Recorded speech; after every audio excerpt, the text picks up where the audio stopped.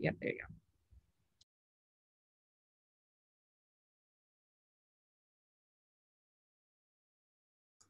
There, now I'm unmuted.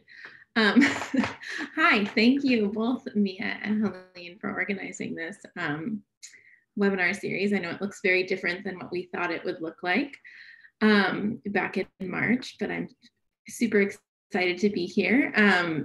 Again, my name is Molly Castro. I'm going to talk about engaging K through 12 with local history through online primary source sets, specifically this project that we did in the Digital Collections Center at FIU. So about FIU's digital collections. So FIU has a locally hosted digital library system, dPanther. I think Chris is going to talk about this as well. It's home to over 81,000 items and over 81 collections. So these are contributed by university partners, so our special collections and archives and other partners across campus, as well as community partners. And that includes municipalities such as the city of Miami Beach, the city of Coral Gables, smaller public library systems, such as the Boynton Beach Public Library, where my background image is from. This is Edna Young's 5th grade class in 1971 from their collection. And then other smaller community organizations, such as the Virginia Key Beach Park Trust, which I will also talk more about later. So about this project, it came about in response to a call for proposals from a Mellon Foundation subgrant from something called the Humanities Edge. And the Humanities Edge is a program at FIU that provides transfer pathways from Miami-Dade College to FIU for humanities students. But it also has professional development opportunities for faculty, such as this one, with specific call was for faculty to develop and deliver innovative outreach projects that promote the humanities in public schools. So it's a small $5,000 grant.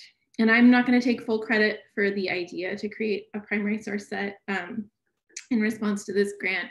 This is something that my colleague Jamie Rogers at the Digital Collection Center has been interested in doing for a while. And we really saw this as an opportunity to create a proof of concept for further development in this area.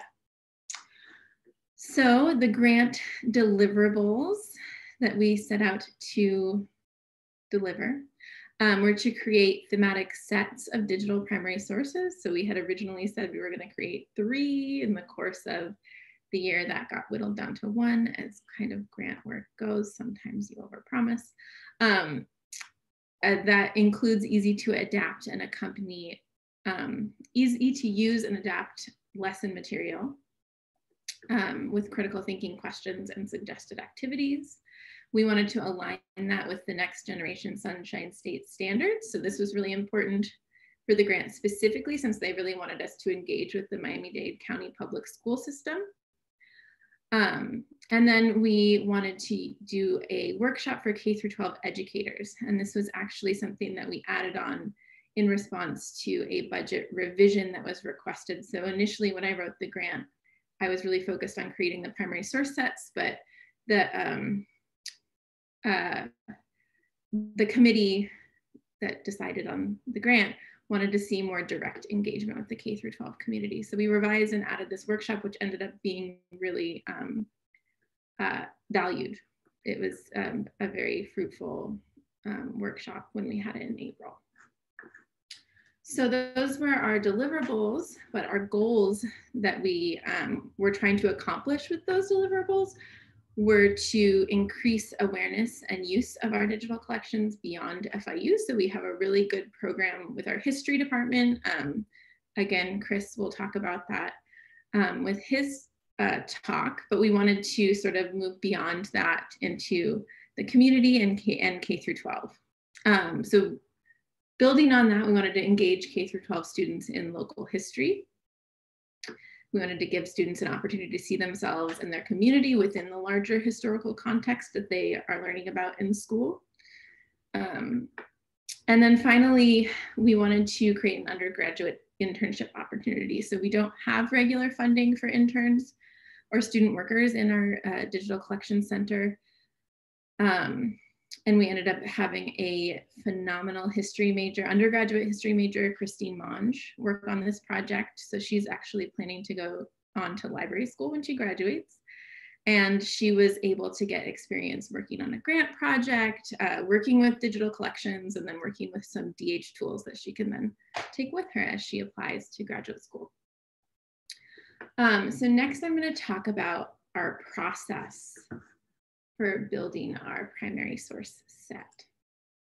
So the first thing we did when we were actually still applying for this mini grant was to take an inventory of our collections and see where they align with the Sunshine State, next generation Sunshine State standards. So we, I'll kind of fly through these, but we sort of identified 6 areas where we had really strong collections that linked with things that were being taught in the public school system. So that's Seminole land rights and the Florida Everglades, Flagler's Florida East Coast Railway, and you can see I put some example standards up here, but I won't read them.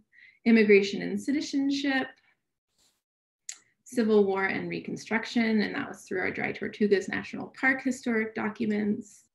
The Florida land boom, we have a ton of material, so we thought that was a great sort of avenue we can explore. And then finally, segregation and civil rights in South Florida. And this is actually what we decided to start with. So I'll talk more about this collection. So going along with this step 1, these steps kind of meld together since they're both part of the research process. To sort of get started on this project, we reached out to people who had done similar projects. So I was able to talk with the education officer at the Florida Memory Project, which is out of our state archives, and that they have some really great primary source sets for state level. So we didn't want to reproduce what they were doing because we wanted to focus on South Florida because that's our collection strengths. But I was actually able to talk to the education officer there, and she gave me some really good tips on things like navigating the standards website for the for the state, which is not easy. And that website is called CPalms, if anybody's interested. So we researched the Miami-Dade Public School curriculum as well. I was actually just checking out textbooks from the library and reading them. So we looked at existing sets and similar projects. So DPLA, which is sort of the gold standard, and then Minnesota Public Library, or Minnesota Digital Library has a really good example of local primary source sets for K through 12.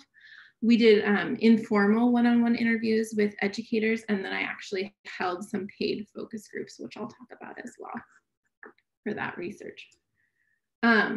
So doing a deep dive with my diver here into the 5 components that we identified for a K through 12 oriented primary source set. So component number 1 is a short but brief narrative background to give context to the primary sources. So something that sort of sets the story and sets the stage and orients the viewer. 10 to 20 format diverse primary sources. So we noticed that many sets had those both available as a thumbnail image. So you could view the whole collection as well as browsable items with metadata that associate back to the original collection so that they could then go find what collection those are from. A teacher's guide, which we found ranged from 3 to 12 discussion questions, as well as suggested activities beyond discussion questions. For locally oriented sets, there were state standards listed, which is something that we also wanted to do, and then additional resources for further exploration on the topic. So we held our first focus group in October, so over a year ago now. And some of the findings that we got from the focus group was that educators expressed overwhelm with using and navigating digital collections. So many said that they were aware of things like DPLA and had tried to use digital primary sources in the classroom before, but felt really overwhelmed with how to navigate those collections and felt like there was just sort of too much stuff. So there was also lack of time with the curriculum schedule and pacing guides that public school educators have to follow. So they felt like that it was harder to be creative. And they really wanted stuff that just sort of was out of the box. And then finally, when we presented sort of our 6 topical areas to educators, they were really interested in Virginia Key Beach and issues that dealt with race and social justice in general. So when it came to actually building our set, we started with Virginia Key Beach and segregation in Miami.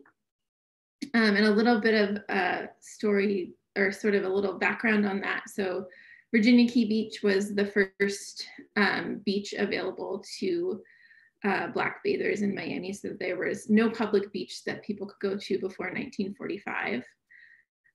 So there had been plans to create a beach at Virginia Key by the city, but it took an act of civil disobedience to actually get that going. So there was a wait-in held, much like a lunch counter sit-in. And that wasn't to promote integration. That was just, we want our segregated beach. We want our apparently separate but equal beach that didn't exist before then.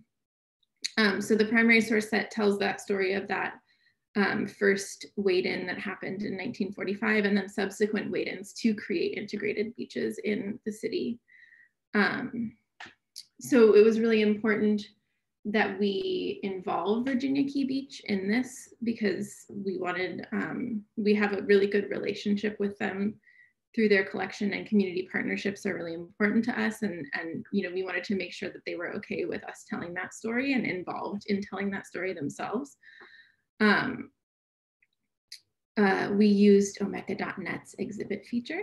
We used this because the grant is, it was what we had. So I don't know if we continue to make primary source sets, if we will continue to use Omeka.net because it wasn't perfect. But it is what we decided to use. And then we created a timeline with Timeline.js. That was something our intern did. And that the idea behind that was to center the events at Virginia Key Beach into the larger events around the civil rights movement in the 50s and 60s that are in those pacing guides that instructors are required to use. So finally, we actually realized that we had to look to other institutions' collections in order to create a well-rounded set. So we had a lot of photographs that we had gotten from Virginia Key, but we wanted to include moving images. So we reached out to Walton Archives and they gave us permission to use some of their images. And that's at Miami-Dade College. And then there were some newspaper clippings that we ended up using with permission from Miami-Dade Public Library digital collections. So step 4 was checking in. So we had another focus group in February. We found that there were some usability issues with videos on Omeka.net. I don't know if people are familiar with that platform. Maybe we can talk more about it in Q&A, but they have some issues with iframes and videos that weren't great. Teachers didn't love that. And they were also, overall the set was very well received. And they were very excited about, because Virginia Key Beach is a place, about field trip possibilities associated with, if I were to teach this unit, it would be really cool to take my students to Virginia Key. And then we also had a check-in meeting with the Virginia Key Beach Park Trust. They really wanted us to incorporate a section celebrating Virginia Key Beach today because it was closed in the 80s. It kind of fell into disrepair and there was a task force created to sort of save the beach from potential private development. And there was a lot of work and fundraising and restoration that went into reopening the beach. And it's, you know, it's a very celebrated place now in sort of the Black community in Miami. And they actually created a virtual tour of the beach. And so we were able to plug that in as our, like, take a virtual field trip. So that was really cool because that was something that the educators were interested in.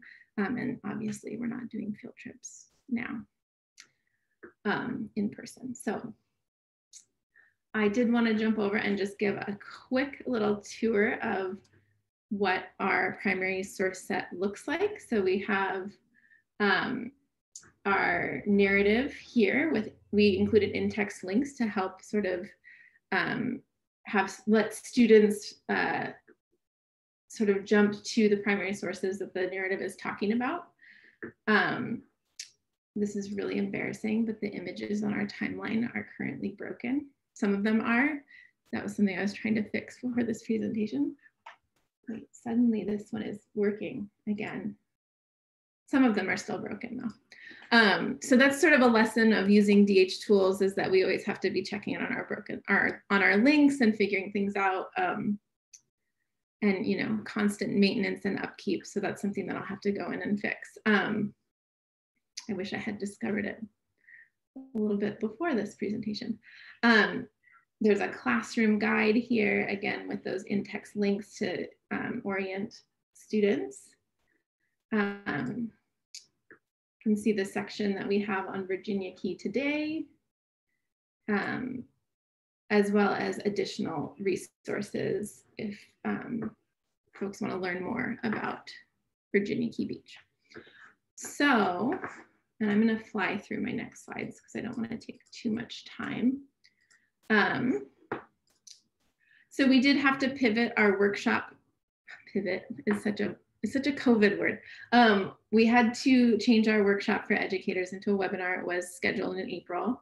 I'm not going to read all of this feedback, but one of the teachers said, this webinar was amazing. Now that we have entered into a brand new form of teaching, utilizing these digital tools is awesome for us right now. So this is something we were originally planning on doing, but it ended up being a really cool experience for everybody involved, and just really timely with presenting some resources for digital tools during a time when we're all teaching on and living online basically. And some of our next steps is we're working on launching the set in partnership with Historic Virginia Key Beach. They have some educational materials and we wanted to do kind of like a co-launch. So it's public, but we haven't like officially launched it. And then we're always looking for opportunities for development of more sets. So, and that is all I have for today. So I will pass it over to Chris, I believe. And those are some of my image credits. Yes, thank you, Molly. Okay, so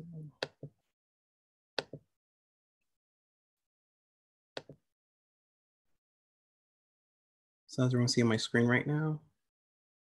Okay, so hi everyone, I'm Professor Dr. Christopher Davis, and this is my presentation, Connecting the Local to the Globe Using Regional Digital Archives for Undergraduate Courses. So I'm gonna start by giving you a brief introduction of how I got involved with digital collections and how it subscribed how I use digital collections in my teaching currently. So I started as a student assistant, similar to the intern that Molly had. I was in my final semester of graduate studies. I was completing my dissertation, and this was my final responsibility alongside, graduating. And this was much different than being a teaching assistant. Typically, I'm grading papers and tutoring, but now it's me applying my skill set differently. And the first couple of weeks were difficult because sometimes we didn't know what I was supposed to be doing, so I just did things. But eventually the responsibility started coming through, and I think once that became clear, I understood my responsibilities perfectly. Reorganizing existing collections, completing expiring grant projects, accounting for missing information, and creating and inputting metadata, which is probably the most important skill that I learned, and I think fueled everything I've done so far. But as mentioned in the introduction, I looked primarily at Miami Beach, and I did a lot of work on the Key West archives mile markers, and that kind of further allowed me to start using my historical skills to kind of, integrate my work into the archives. I was able to start cross-referencing dates, names, and events, particularly with the mile markers, where there was at one point thousands of documents, particularly the immigration documents. some of the words were not clear on one document and they were clear on the other. So I was starting to realize there was a certain pattern that was being done and started connecting those names. I was also able to decipher some of the odd files, that some files were ripped in half, even though digital, there was some scanning and some issues that way. So start thinking about, what's happening to make sure these archives are presentable, which kind of led to the takeaway. I wanted to highlight the importance of these collections for public researchers, that ultimately this is an open website that anyone can access. So I wanted to make sure that anything that's presented was easy for anyone, whether they're a novice or someone who is an extreme researcher, they can access the website and be able to find the things they want to find. So there's great benefits as an educator to kind of understand digital humanities. And the first one is understanding digital archives from the other side. So as a graduate student, I was consuming the archives. I traveled to archives, I used digital archives, but I was just taking, I never really contributed back. And now working as a student assistant, I was able to contribute back. I understood the hows and whys of collection presentation. So sometimes I struggled when I was doing my dissertation to find things, but then working in an archive, understand why things are placed a certain way. And it kind of made me realize that metadata is the lifeblood of research potential, that finding out what word needs to be placed in a digital source is the difference between you having a breakthrough in your research and maybe still struggling to find that one elusive document. And I remember with my colleagues discussing, should I put boat, ship, or yacht for one image? And although it was a struggle, we made sure that we put the right term, because that could be the difference between someone finding that right image for their research. Ultimately, this also allowed me to visualize what I wanted to do as an educator, that once the stint at the library would end, I will be teaching that same spring. And I wanted to do something a little different than just the typical essays that I had to do when I was an undergraduate. And the wealth of resources, especially the images, the vivid images, the videos, the music that I experienced as a student assistant, I wanted to bring that into the classroom. And I think bringing regional database information into a classroom can put greater context, especially with the modern American history course that's almost required for any undergraduate who takes classes in the United States. But the one thing that I enjoyed the most as a graduate student, and I think something I want to transfer to my undergraduate students, was archival investigation. Looking for those files, finding those files that support your argument. And I think it could be a treasure hunt, especially when you use something like the DPanther software. Now, I feel sometimes if you have the right metadata in your mind, and it'll be keywords for the students, they're able to find the things they want to use to kind of talk about their topics. So for the undergraduates, I think it allows them to kind of see history in a different way. That often they kind of just see it as, George Washington and Napoleon. But with new media, this is another way to kind of engage some students, particularly the non-majors, that when they look at photographs that are coming off vividly, or reading articles that kind of describe how Florida was before, major events, it kind of reshapes how they look at the history. And some things that they pass by every day, or bridges that they drive into campus every day, that's part of larger histories that now they're able to connect, because this digital archive presents in a way for them to understand those connections. And I just generally think that local sources are more relatable to students. So as mentioned, I taught at FIU and FAU, and majority of those students, if not residents of South Florida, are citizens of the state of Florida. So they're familiar with some of the information that's presented in these archives. So when they look at the Boynton Beach collection, or they look at the North Miami Beach collection, they're seeing secrets about their hometowns that they didn't realize before, that places they pass by all the time have greater significance than maybe just being, a weird alley in their neighborhood. But it also allows them to also integrate more historical skills into their skill sets, especially for those who are not planning to go into history, that they understand artifact analysis and critical thinking. What does this item say about a place and a time? What national trends that are going on affect local issues? And that's something that sometimes reading a standard history textbook, you kind of miss some of those local connections that kind of bring a visualization of what's going on to you on a personal level. So through thinking about all this, I was able to develop the South Florida Digital Collection Project. Students will utilize the Pamphlet repository for a research paper. It's similar to the mini collections that Molly presented in her presentation.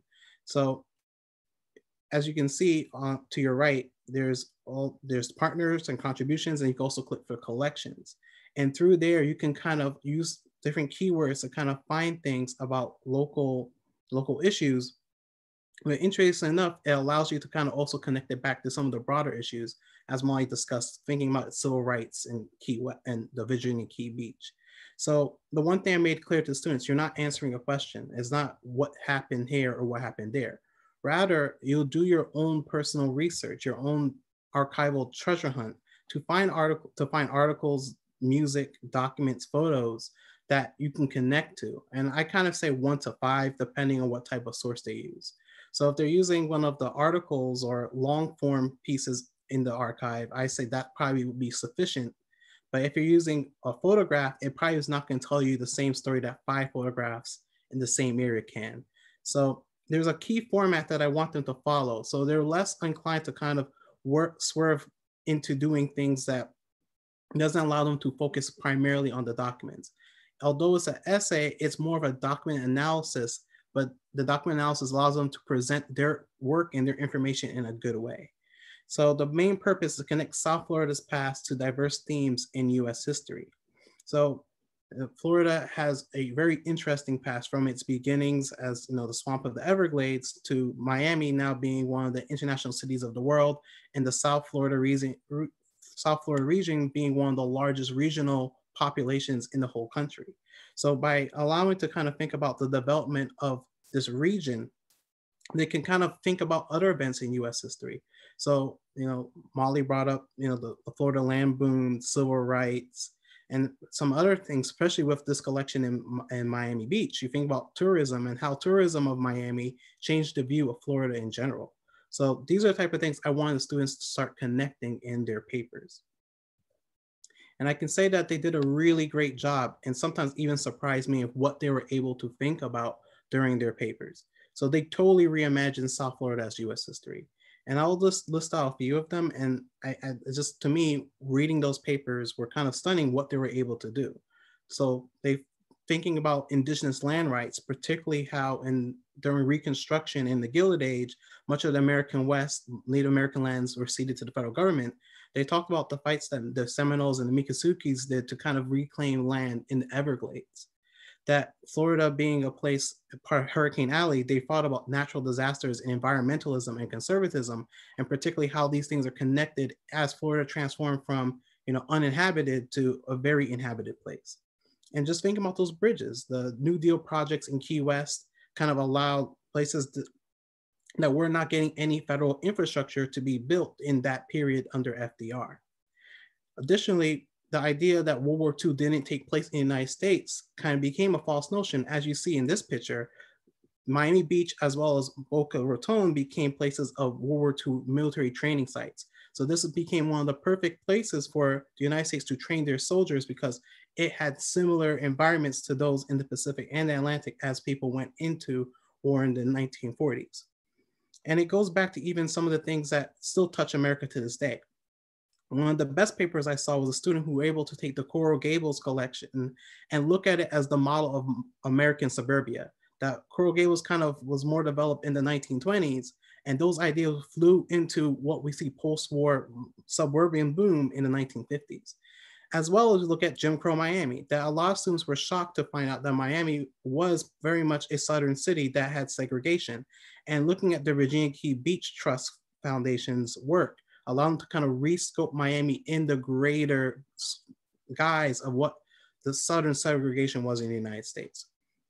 And all this kind of really improved the historical skills.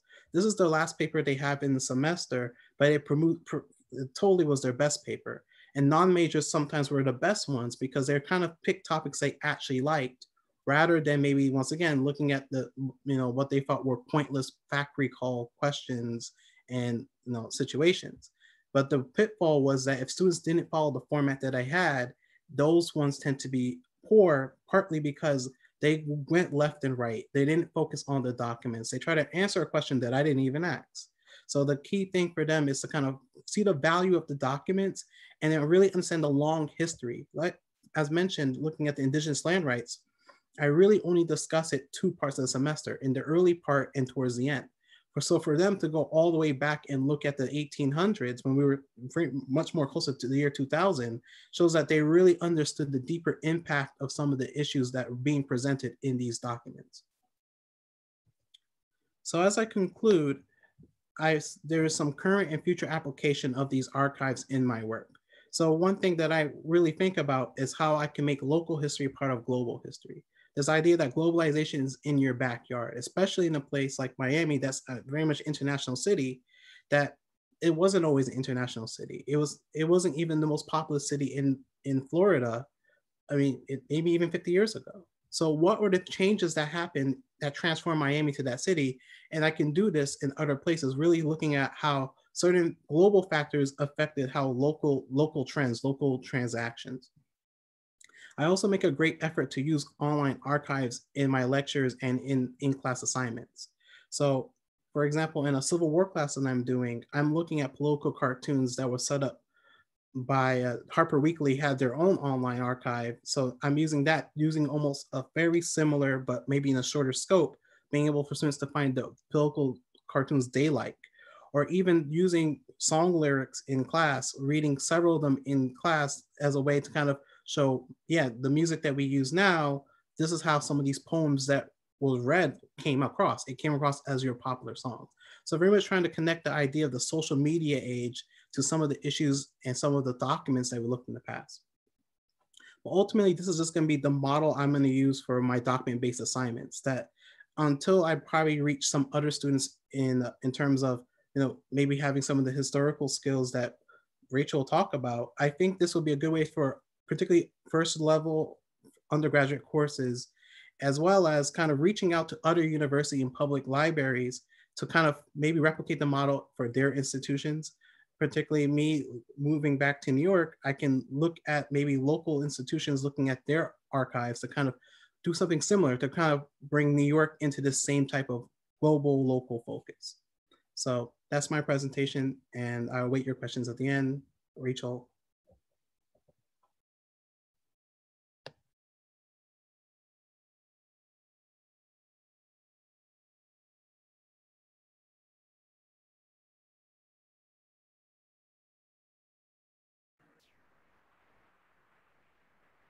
Hi, everyone. I'm Rachel. Can you guys see my screen? Yes, I'm seeing that you can. This is great. Thanks. I'm using many windows, as probably many of you are. So I'm Rachel Walton. I'm the digital archivist at Rollins College, and I'll be wrapping up our panel today to talk about a smaller grant project, smaller in scope than Molly and Chris described with the digital collections from Deep Panther. The grant work that I've been doing is involving a senior capstone course at Rollins for history majors.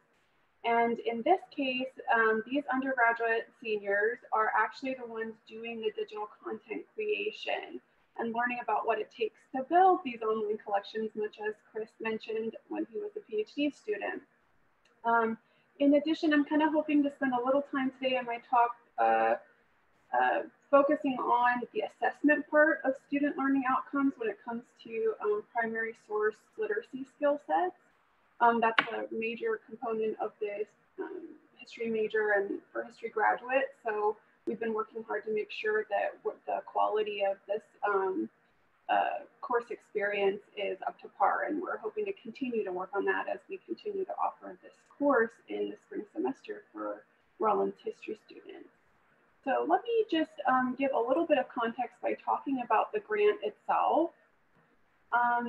Since 2018, I've been the campus lead on a multi-institution grant funded by the Associated Colleges of the South.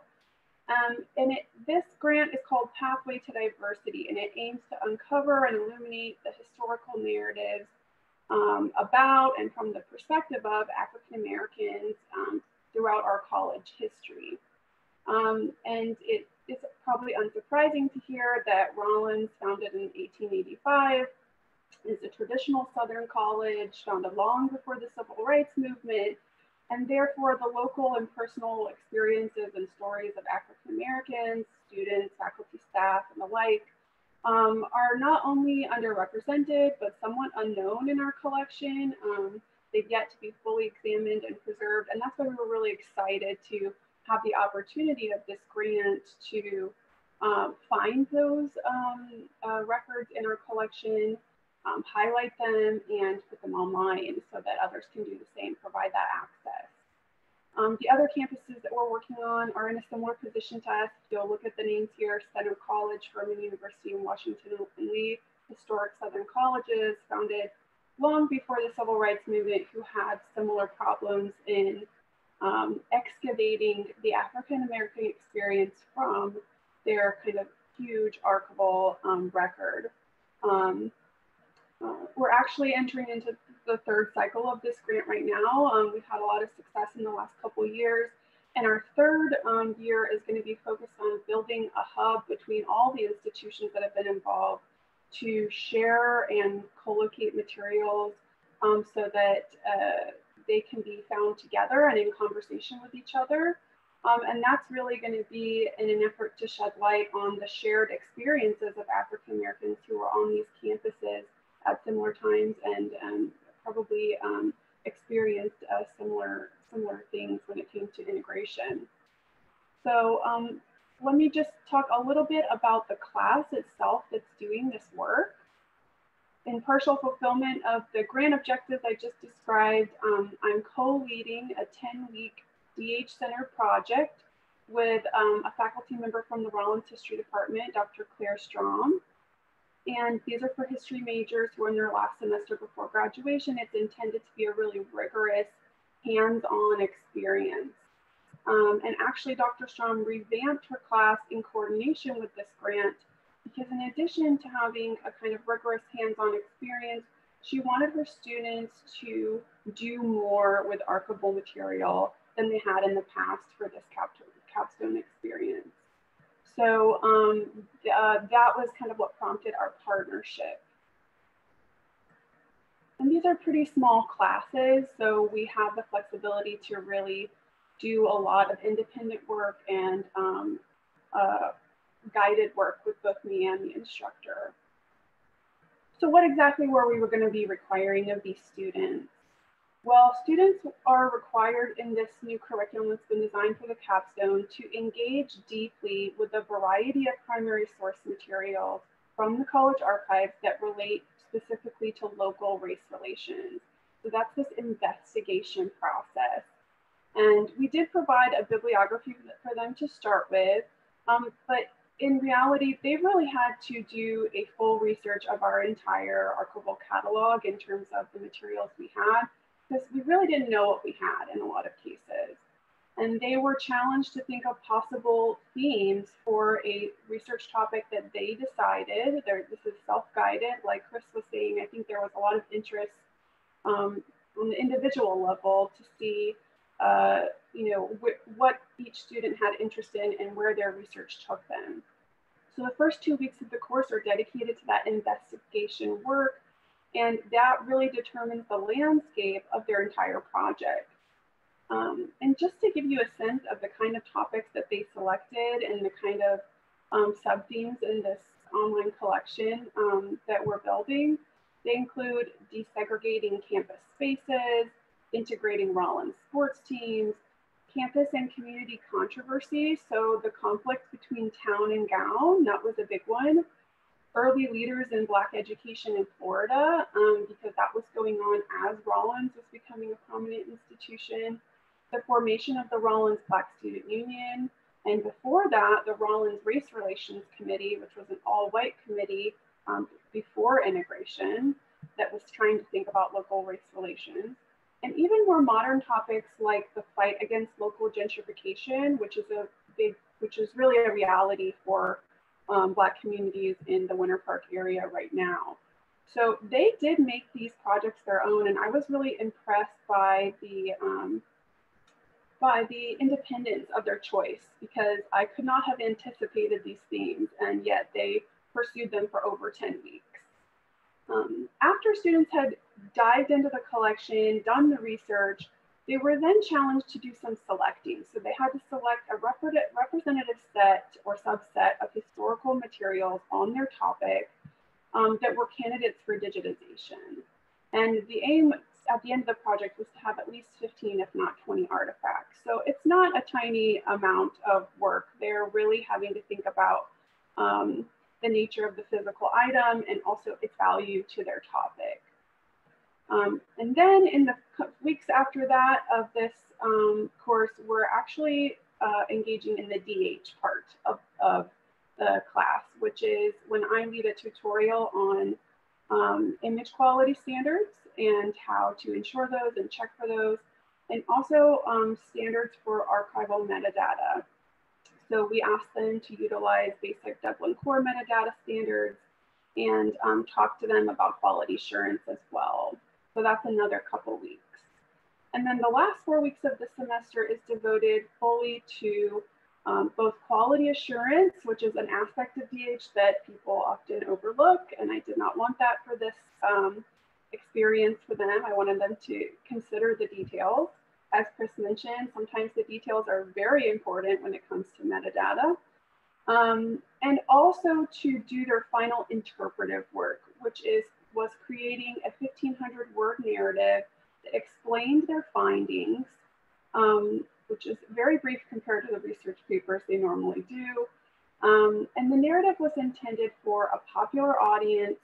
It ended up on the grant blog with their permission. And it didn't require formal citation, but it had to be in conversation with the artifacts that they selected for digitization and digitized. So it was still a tall order, and by the end they had to really wrap it up in a nice little package that they could explain to a public audience. And of course, for the archives and us archivists, our end goal is to be able to tell an important story about African Americans on our campus or locally that we did not know about before, with newly discovered artifacts and with records that were not previously available online. And I just wanted to bring up the learning goals part of this because Dr. Strom and I were really trying to be purposeful about exactly the skills that we wanted students to take out of this project.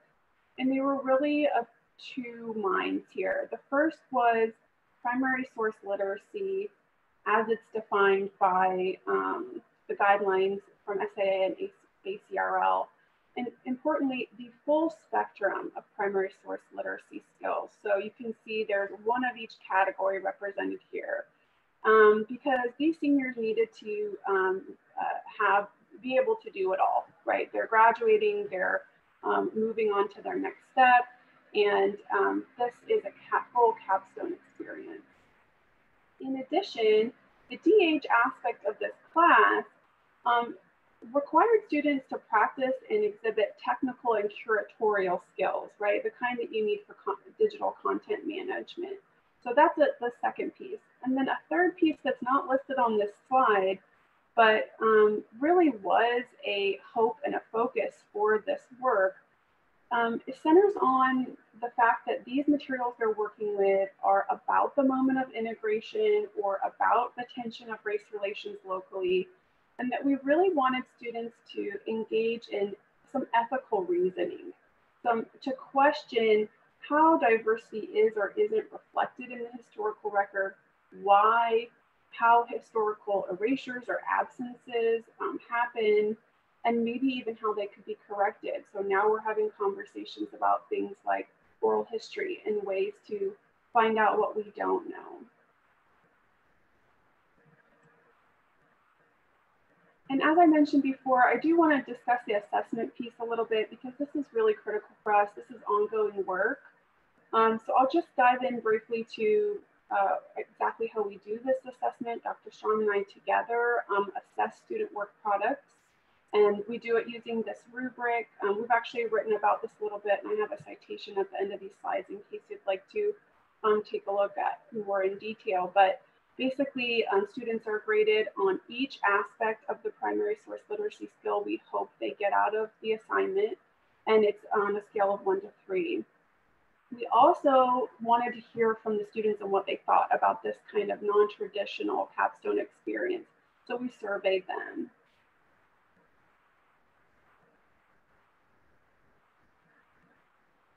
And I know that this is kind of a lot on one slide and that there are a lot of numbers here, but what I can do is break this down a little bit and talk about some of our major takeaways in terms of assessment.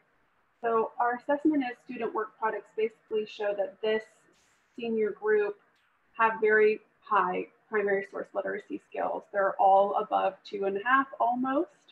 And so that's out of 3, so that's great. And it's kind of expected because, you know, they've been doing this for 4 years almost, right? So that was reassuring.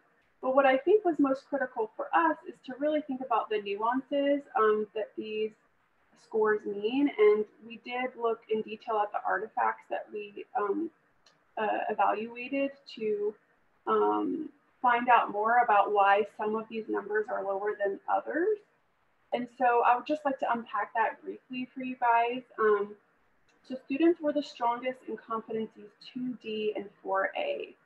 And those relate to, well, 2D relates to finding and assessing primary sources. And 4A relates to interpreting and evaluating them. So that means that students had a sophisticated understanding of how collections were created, how to navigate them. They had a realization that the nature of a collection could shape the narrative that, that they came up with.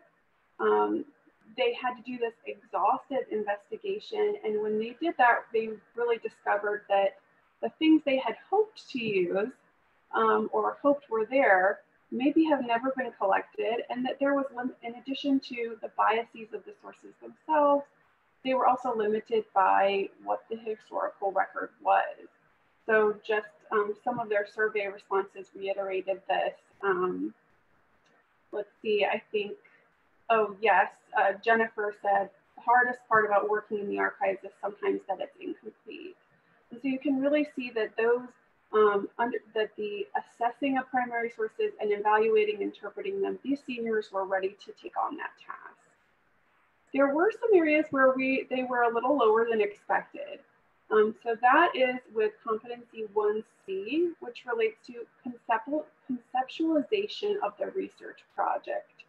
And because students didn't have an opportunity to just pick from a list of prompts, they were tasked with kind of considering the entirety of all of our archival collections for their research project.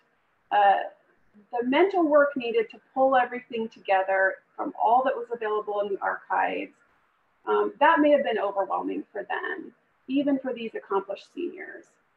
And you can see that a comment from Ryan confirms this. I had more difficulty than I expected trying to understand all the archival sources and how they made sense together. So it was quite a hefty ask. And so these scores kind of make sense in that. And then finally with competency 3B and 5C, which relates to reading and summarizing primary source information and incorporating primary sources and citing them, we were a little baffled as to why these numbers were lower.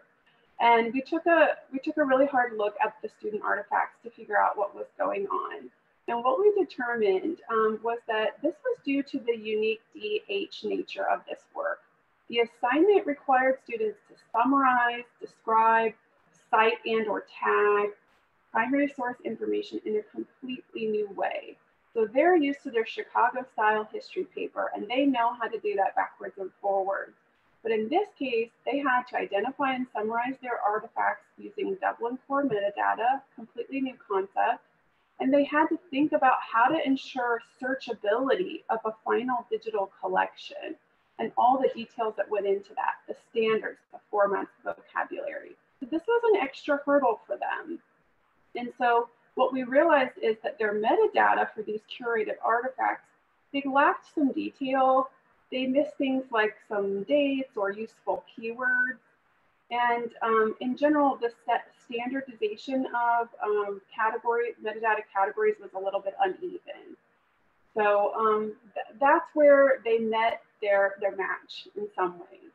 I do want to emphasize, just ending on a positive note, that the archive setting for this course offering really had an advantageous and unintended consequence. And I think it's the same one that Chris mentioned.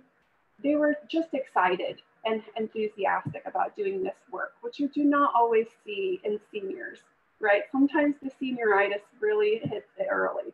But these students were here ready to work, and they actually did a lot of extra work. And you can see that Caroline mentioned in her survey, I had to come to the archives on my own multiple times. She had a big topic and a lot to handle, but I did not mind because I loved what I was researching. I actually loved the whole class. We were very surprised to get that kind of feedback. And I'm just gonna end and talk about what we plan to learn, to take away from these lessons learned and do this coming spring in our third iteration of this class. So as I mentioned, the DH aspect of this assignment presented a major learning curve for these seniors. So in the future, Dr. Strom and I really want to provide a little bit better support, and especially with big picture conceptualization work and also with proper metadata development. We want to spend more time on this in the class, and specifically, we'd like to take a workshopping approach.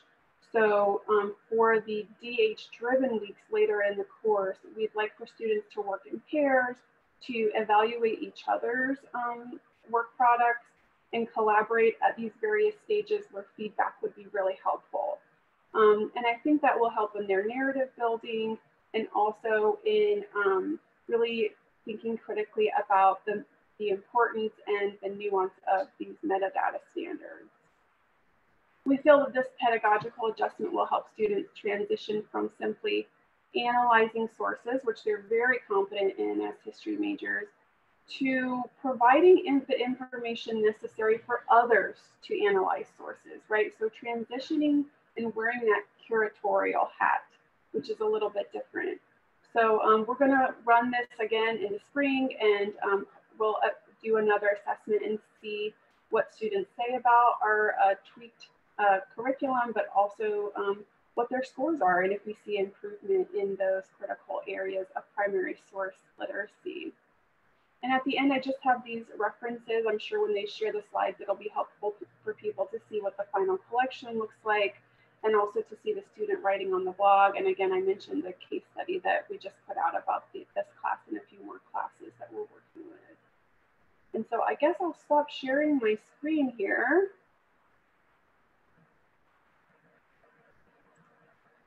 And I believe we're right at 3. I'm not sure if we want to continue with questions or not, but I will mute myself and let someone take over.